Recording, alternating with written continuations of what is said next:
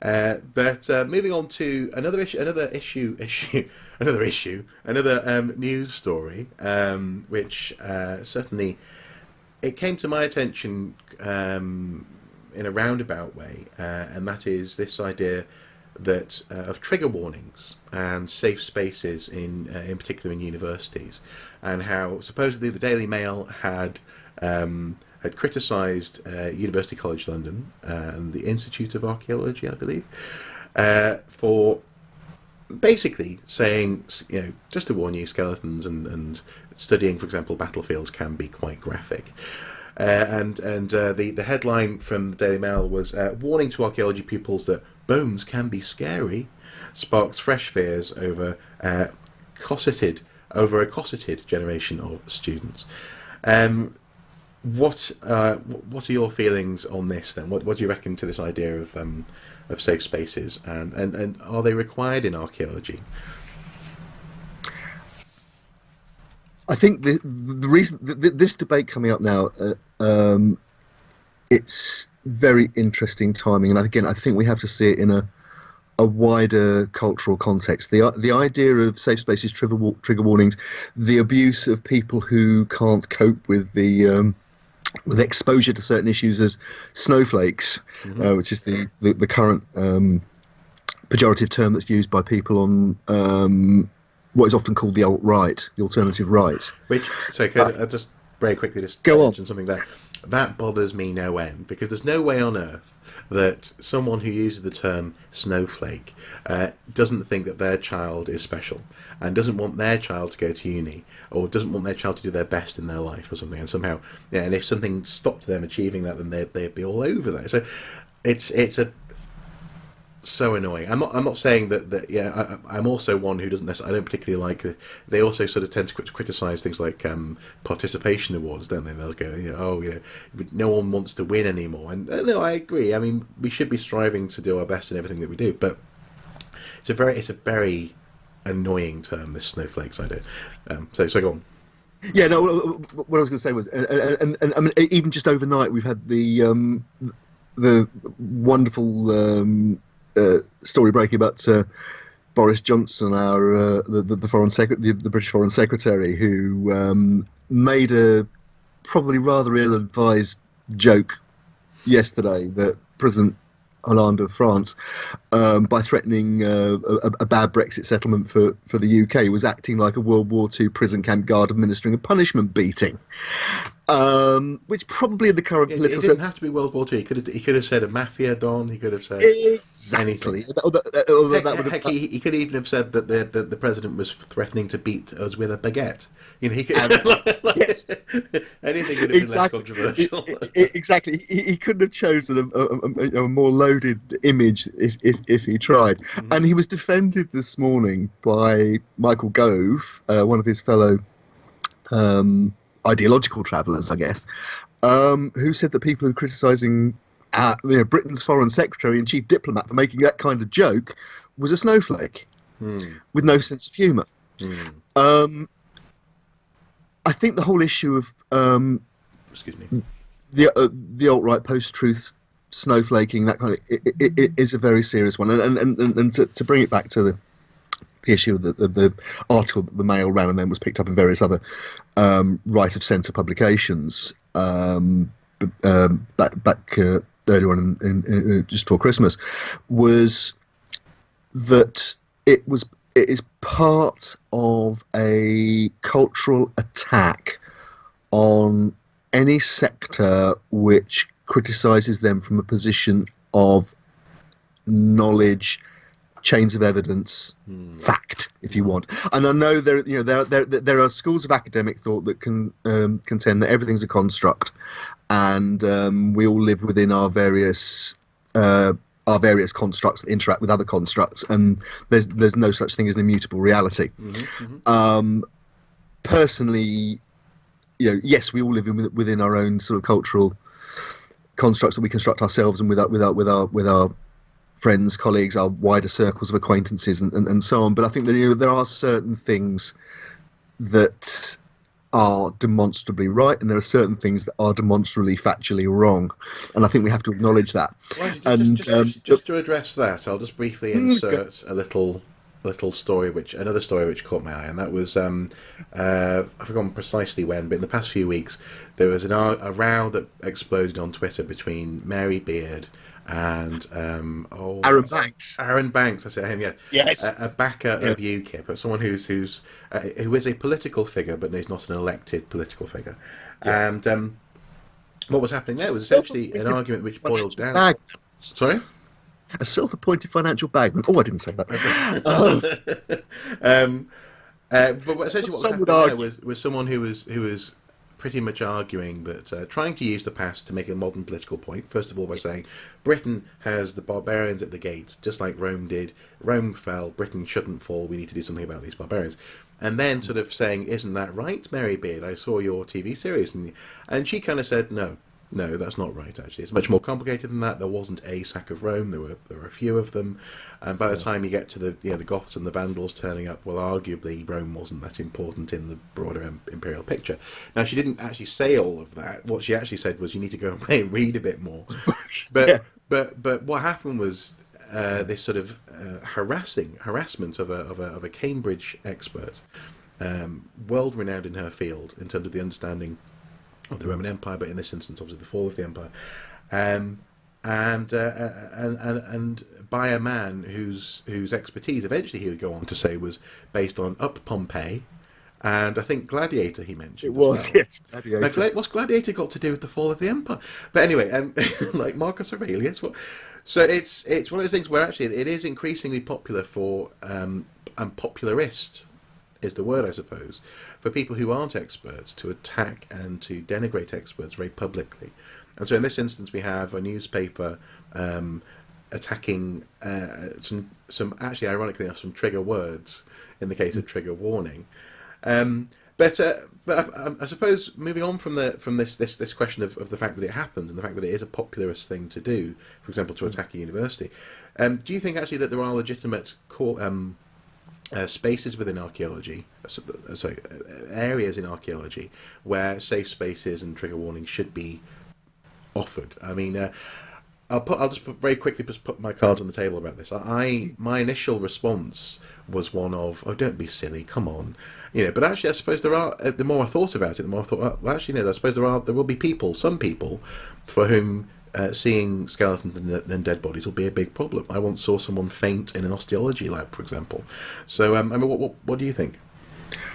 I think the reason I picked up the story for Pipeline was the fact that, as I argued in the piece that I wrote about it, what the Mail were doing, and then what their fellow travellers who picked up the story were doing, was deliberately misrepresenting a situation where proper duty of care on the part of the university and the staff taking the course was being distorted to make it look as though it fitted in with the trigger warning agenda and the safe spaces and the snowflake agenda. Because what the course that they were criticising is actually about was modern conflict archaeology, and in particular the issues of, for example, war crimes. And anybody, and again, my cards on the table. I've been involved in conflict archaeology for some time now, and I've had some. And I've worked on situations with human remains on battlefields, in particular battlefields in Flanders. So I know what it's like, even as somebody who's completely prepared to walk onto a site. When you walk onto to completely prepared and briefed on what to expect, but when the first thing you see when you walk up and look at the trench, which has just been machined away and lying on the surface that you're about to start troweling, is 2/3 of a human femur. This was in a trench line near Ypres. If you go into this game, you're going to come across that sort of thing. We know that, and there will be certain cultural situations again where people's experiences will make them vulnerable to that kind of experience. Somebody who comes from the Balkans, whose family, Sarajevo may still have family members missing from that. So, somebody from Iraq or Afghanistan, somebody or somebody who's maybe served in the armed forces, somebody who's worked with the UN who's going into this kind of thing. So, even as we quote in the article, the UN manuals, and manuals used by organisations working in this field, talk about not just protecting your witnesses and protecting your evidence and so on, but protecting your field workers, because of the potential trauma that investigating this kind of stuff, writing about this kind of stuff, researching this kind of stuff might bring about. So you cannot say that was a snowflake warning for people who are too afraid to and squeamish about confronting a reality. It's actually acknowledging the reality and saying, look, and I think that was the other thing that was, again, very grossly unfair in the way that the articles were written, was that it's quoted selectively from the course manual, which actually made absolutely clear that anybody who absented themselves from a part of the course for that kind of reason was duty bound to, first of all, obtain the notes and do the reading related to it, and secondly was given ample opportunity to discuss it directly with the course tutor on a completely open and an appropriate basis. So there was no story there. It was a deliberate distortion to fit a preconceived agenda. And I think that's also that's one of the things here which is very important, is this presentation of the issue, because my initial response, based on was the fact that actually we weren't talking about just graves or even a skeleton hanging, for example, in the corner of a biology lab or something. This wasn't a funny bones. If some people may get that reference, a funny bone skeleton. What this skeleton was, or what these skeletons could be, is disarticulated remains, which are very graphic in terms of what might have happened to them. I actually have a friend who I used to work with in York, who went on a sort of essentially a gap year, and he went to explore Europe. And he didn't know what he was doing, really, and he ended up actually in one of these clean-up operations in the Balkans. And so on the one hand, he had great fun, because he was sort of, people were saying, "Oh, you're my friend, come here, shoot a gun at this empty wall," or whatever, and there were lots of guns floating around, and so he was that kind of guy. He sort of found that quite, good fun.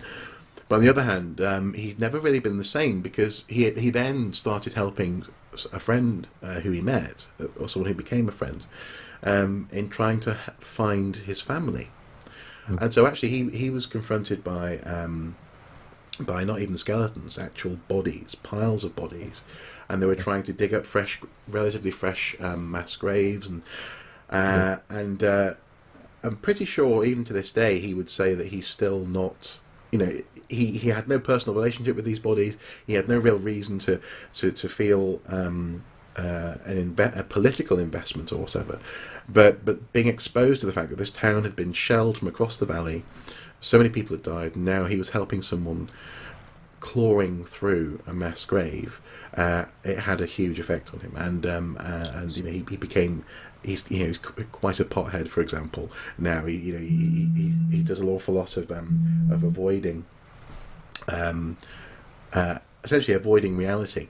So this stuff, this imagery can have a huge effect on you. And yes. Now you in the pipeline, you actually went on to talk about how actually the UCL essentially sort of failed to defend a member of staff from what, as you said in the headline, amounts to a cheap shot. Do you think that there are actually universities, and this is again where it comes back to this idea of, for example, with Mary Beard and so on and so forth, that actually expertise needs to be defended? Do you think actually that we should be doing not so much more, but we should at the very least, in the current climate, be more willing to step out in defence of expertise, and in this case, the reasons for this trigger warning? I think we have to. I think. And it ties in with another thing that we're interested in on the pipeline, which is the whole issue of PostTruth, of creating what is broadcast as a documentary on a documentary channel, what is effectively historical fantasy. And we'll come back to that later on in the podcast. Netflix, yeah.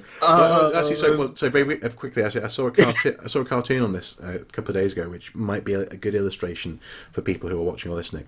And it had Descartes, basically, truth, I think, therefore I am. And then it had someone else, post-truth, I believe, therefore it is true. And that's the essence of post-truth, isn't it? It's actually the fact that people, whether knowingly or unknowingly, have their worldview driven by a belief system as opposed to facts and evidence. Absolutely, it's the kind of situation. We're sat here talking the day before Donald J. Trump's inaugurated as the US president. Mm-hmm. There you have somebody who was, the son of a millionaire who was given millions by his father to start his businesses, who has managed to persuade, it would appear, enough US voters to support him, that he's actually a blue collar millionaire who has their or billionaire, blue collar billionaire who has their interests at heart and is actually an outsider to the establishment. We've seen the same thing in the UK. That again, we talked about Aaron Banks and his gladiator-driven view of history earlier, and Nigel Farage, a Dulwich College educated city trader before he went into politics. Failed city trader. You can say that, I couldn't possibly. But who managed to persuade people that they were outsiders, and that they're somehow leading the revolution. They're not. One part of a ruling elite has been established by another part of the same ruling elite, but from a slightly different part of the political spectrum. That's I think we could argue that that's all that's happened here. And in that sense, sorry, the fact that one group has been usurped by another, the second group, with reference to experts, seems to be not to be basing their worldview on expertise or on, for example, observations which are based in truth. So, for example, if you can, and I mentioned this in other media, that if you can ignore an archaeologist, then you can ignore a climatologist. If you can ignore a climatologist, you can ignore a doctor. If you can ignore a doctor, you can ignore a general. If you can ignore a general, then the whole world is buggered. There's a wonderful New Yorker cartoon that I put up on my Facebook page, linked to on my Facebook page the other week, which was the group of airline passengers and the guy standing up in front of the saying, I think I'm paraphrasing here, but the pilot's part of an educated ruling elite, and I think I ought to be the one that flies the plane. Yeah, I think we can all agree that. Hands up, who agrees? Yeah, who agrees that one of the people should be flying this plane? Yes, exactly. It's so I think this is probably something that we're going to be returning to as the months progress. I think so. I don't want to leave the people that I hope are watching this with the idea that I don't believe in democracy, and I don't believe in rule by an educated elite or anything like that. I think and it's at the root of the pipeline, which is actually about accountability, and experts have to be accountable. But accountability doesn't mean decrying their arguments and their expertise just because they're experts. And I think that the worry is, and I think the post-truth, the argument and the concern about post-truth, and the I believe therefore I'm right, is that that, to coin a phrase, trumps everything. And and in that sense, it can't be debated. It can't be. It can't be approached. It can't be reproached. Exactly. It can't be criticised, and also crucially, and I think that's the thing. Yeah. So in that sense, I'm not strictly speaking, I'm not a what's the word? I don't have an overly overt love for the establishment, as it were. There are lots of things about the structures that have been set up which bother me. But at the very least, and the best politicians are ones who state something and then you can argue against them. And that's one of the things which I've always wanted from politics in the past 10 years. But now it seems that actually they've gone a step further. They state something and then they say, "But you can't argue against me." And also, take a single moment of what appears to be a binary argument and then extrapolate from it a whole new worldview, Yeah. which is what we're seeing, and why there's a big argument in the UK at the moment about the precise terms of how the Brexit vote's going to be implemented. There's a lot of very, and I think that's part of the problem. You know, these are complex areas, these incredibly complex areas and complex issues, and it's very easy for the unscrupulous of whatever part of the political spectrum you're on to reduce it to simple choices about belief. Yeah. And that's potentially very dangerous. Yeah. Absolutely.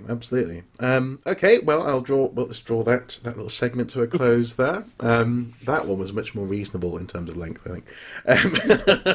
But no, I think that's a good point, and I think obviously we'll be returning to this because, and it's not just because for example, I have gone to university and trained to be an archaeologist or whatever that I want to defend expertise.